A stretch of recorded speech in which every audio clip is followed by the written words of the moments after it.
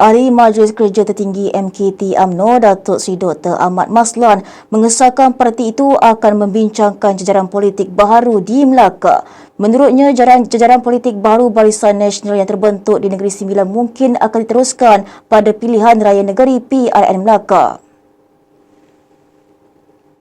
Beliau berkata perkara itu akan dibincang dan diputuskan dalam mesyuarat Majlis Kerja Tertinggi UMNO pada 28 Ogos ini.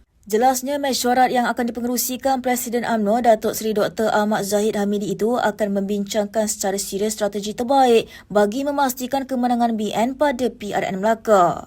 Timbalan Menteri Kerja Raya itu berkata beliau akan mengemukakan pandangan khusus mengenai strategi BN di Melaka sekiranya perkara berkenaan tidak dibangkitkan oleh anggota MKT lain.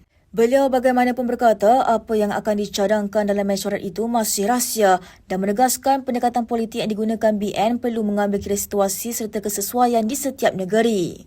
Tambah beliau, setakat ini belum ada keputusan muktamad mengenai hala tuju politik BN di Melaka termasuk membentuk kerjasama dengan mana-mana parti. Menurutnya, apa yang berlaku ketika ini hanyalah perbincangan dalam media serta kenyataan beberapa pihak berhubung kemungkinan jajaran politik membabitkan BN PH Pakatan Harapan dan PN Perikatan Nasional.